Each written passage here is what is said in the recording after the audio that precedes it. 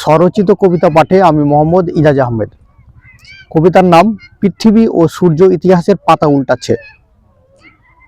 আকাশের কোলে বসে আছে পূর্ণিমার চাঁদ। আকাশের কালো বোরখায় মুখ ঢেকেছে তারারা। সন্ধ্যায় পশ্চিম দিগন্ত রেখায় হাঁটছিল সন্ধ্যা তারা। নক্ষত্ররা মহাকাশের মাধ্যমে সৃষ্টির পর থেকে ইতিহাস লিখছে। মহাবিশ্ব হাত পা প্রসারিত করেই চলেছে। কৃষ্ণ গহ্বরে ডুব দিয়েছে অসংখ্য নক্ষত্র। পৃথিবী ইতিহাস পড়ছে। পৃথিবী ভাবছে সেও একদিন মারা যাবে। উল্কারা পা রেখেছিল এই নীল গ্রহে। আর তারপর মানুষ শুরু করেছিল শিকার, কৃষিকাজ, আরো কত কিছু। তাম্রব্রোঞ্জ ও লোহার সভ্যতা পৌঁছে গেল হাইটেক যুগে। পৃথিবী ভাবছে সবাইকে একদিন মরতে হয়। আমি একদিন মারা যাব।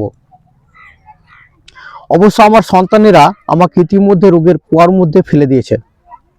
এখন আমি বিবিধ ব্যাধিতে আক্রান্ত। সূর্য ইতিহাসের পাতা উল্টে দেখছে। ধন্যবাদ। করেন।